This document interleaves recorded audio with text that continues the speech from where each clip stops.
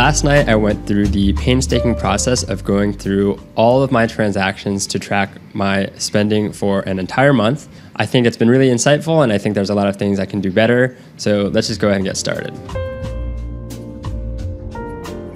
To preface, I'm using my spending data from the month of April. And the reason why I'm not using a more recent month like May, June, or July is simply because those 3 months are summer months, and like a lot of other people, I find that I usually spend a lot more because I'm traveling and visiting friends and vacationing in the summer months, whereas April is more indicative of my normal spending habits. Kind of on a similar vein, I'm not including my tax refund or the taxes that I owed because April is indeed the month for filing taxes.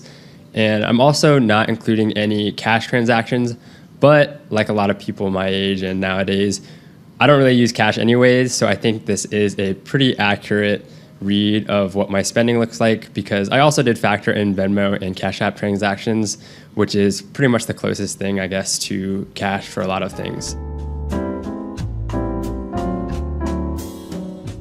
The first thing I did was download all of my credit card statements and Venmo Cash App transaction history and just put it into a spreadsheet, order it by date, and for each transaction apply some sort of general category that I thought most appropriate for it. I arrived at a total spend of $4,208.73. Of course, there is a lot of data analysis, and I think it would be very insightful to look at it chronologically to see how my spending varies throughout the week and day by day. But I'm more interested at a macro level on the breakdown of my spend into the various categories. So I went ahead and made a Sankey diagram. If you're unfamiliar with Sankey diagrams, they are a great tool to visualize the proportions of the breakdowns of a group, but they kind of have an advantage over the traditional pie charts because you can show the breakdown of subgroups as well, left to right. So let's go ahead and take a look at mine. As you can see on the left, you see the total spend, and I broke it into 5 major categories, which are housing essentials, shopping, restaurants, entertainment, grocery, health and wellness, and transportation. Obviously, these are arbitrary, and I kind of curated these first main categories, so I just thought they would make sense. Starting off with the housing and essentials category, as you can see, it doesn't really break out into multiple flows because this is dominated just by my rent, which is $1,539 a month.